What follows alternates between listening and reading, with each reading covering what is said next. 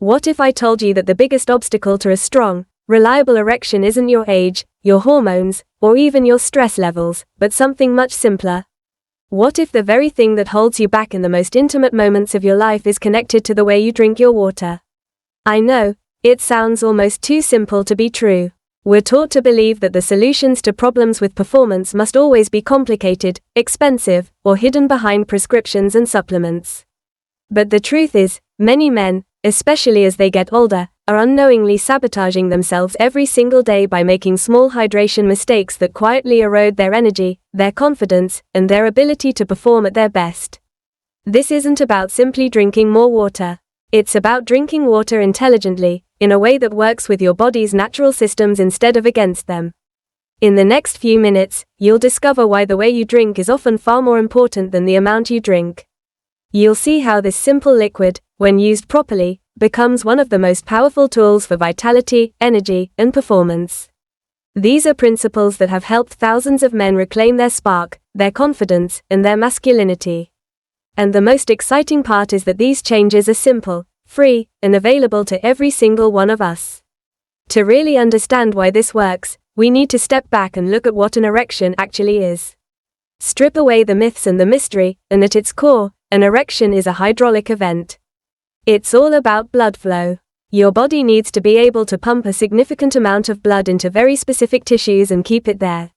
Anything that interferes with that process directly affects the strength, the duration, and the reliability of an erection.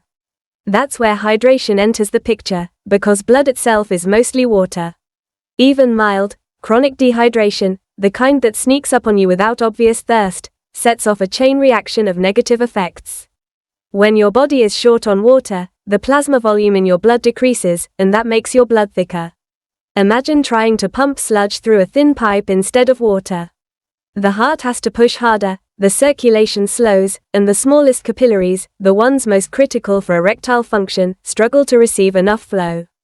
Poor flow equals weaker erections. It really is that simple. But the damage doesn't stop there.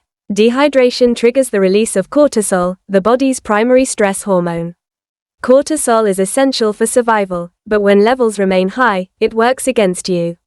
Testosterone and cortisol function like opposite sides of a seesaw. When cortisol rises, testosterone falls. Low testosterone saps libido, dampens desire, and undermines the very processes that drive sexual performance. So, without even realizing it, by being dehydrated, you're placing a hormonal roadblock directly in the way of your masculinity. There's another layer too, one that's more primal. When your body senses a shortage of water, it shifts into survival mode. It has to prioritize, and in those moments, survival always wins out over reproduction.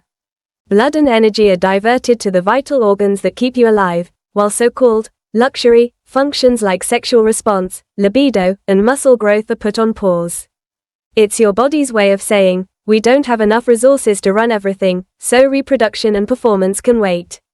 It's not that your body has forgotten how to perform, it's that it's deliberately shutting down those systems until the water supply is secure again. Now, here's the kicker. You may already believe you drink enough water. You might carry a water bottle, you might think you're doing fine. But if you're still struggling with energy, focus, or performance, chances are you're making one of the common mistakes that sabotage hydration. The way you drink matters just as much, if not more, than the total amount you drink. And when you correct these mistakes, the difference is often dramatic. Think about the first mistake, waiting until you're thirsty and then chugging a large glass of water. It feels satisfying in the moment, but here's the problem, your body can only absorb so much water at once. Flood it, and much of it rushes straight to the kidneys and out of your system before your cells get what they need. It's like pouring a bucket of water onto dry, compact soil, most of it just runs off without soaking in. The real key is to sip steadily throughout the day, letting your body absorb and use what it needs instead of overwhelming it in big, inefficient bursts. Another mistake is drinking reactively instead of proactively. Thirst is not your guide, it's your alarm bell. By the time you feel it, you're already behind. The goal is to never let that alarm go off, to stay ahead of dehydration instead of playing catch up. It's the small, consistent sips every 20 minutes or so, even when you're not thirsty, that keep your blood volume stable and your body running smoothly.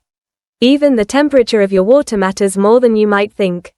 Ice-cold water might feel refreshing, but it can actually slow absorption. It constricts blood vessels in your digestive system and makes it harder for your body to process what you're drinking. Room temperature or slightly cool water slips through your system more easily, hydrating you more effectively without shocking your body. Your posture also plays a role. Drinking while seated and relaxed may sound trivial, but it changes the state your body is in. Standing, moving, rushing, all of these activate the sympathetic nervous system, your fight or flight mode. Sitting down, even briefly, helps your body shift toward the parasympathetic nervous system, the rest and digest state that optimizes absorption and nutrient use. In other words, the way you hold yourself when you drink influences how your body uses what you give it. Then there's the question of timing around meals. Many people believe drinking a big glass of water with food aids digestion, but in truth, it can dilute stomach acid and enzymes, making it harder for your body to break down and absorb nutrients. A smarter approach is to drink a good amount about half an hour before eating, then let digestion work undisturbed. After the meal, give it a little time before drinking heavily again.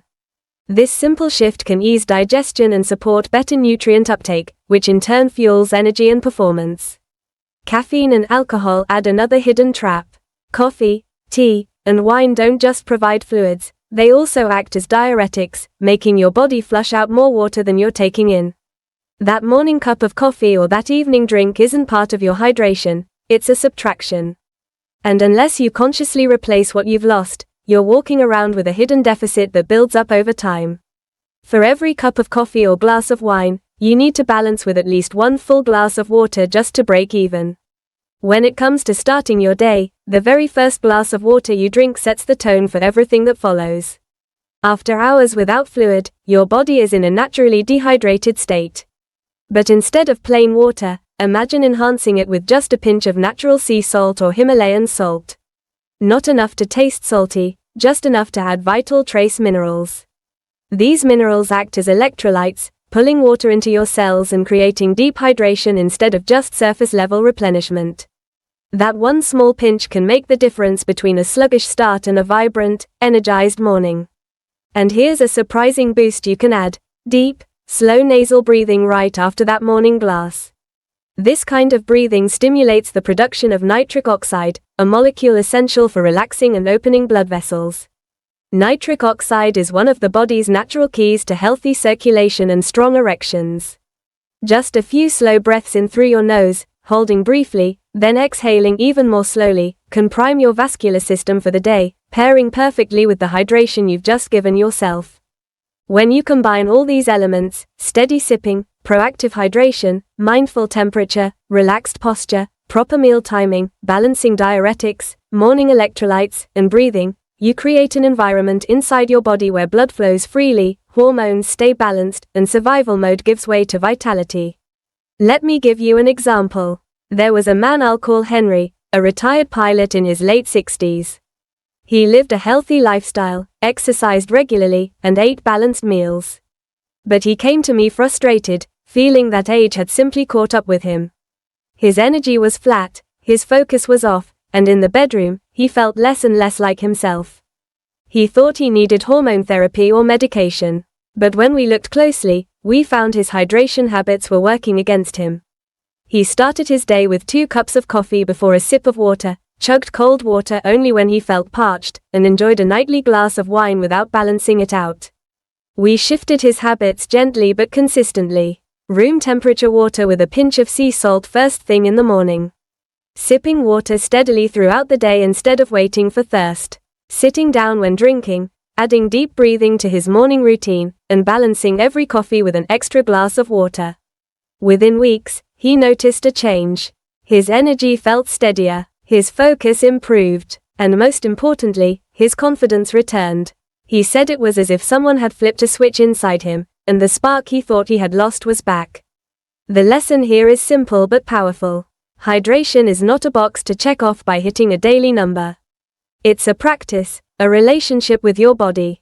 It's about consistency, attention, and respect for how your system actually works.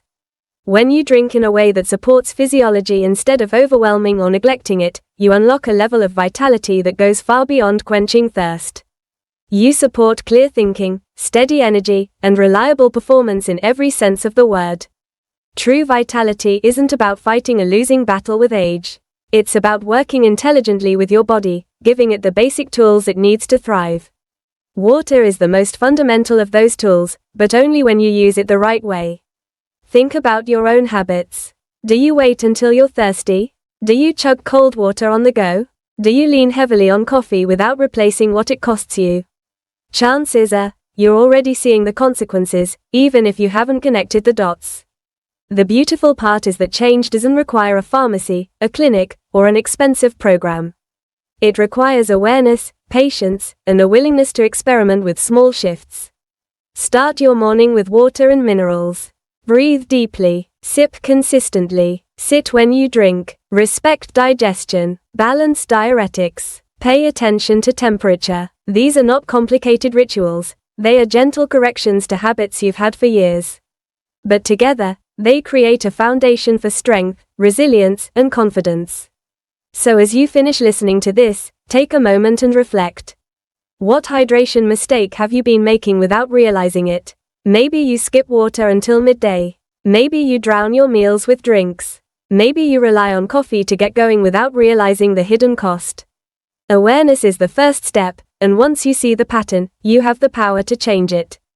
And when you do, you may find that what you thought was age catching up with you was really just your body asking for something as simple, as pure, and as essential as water, given in the right way.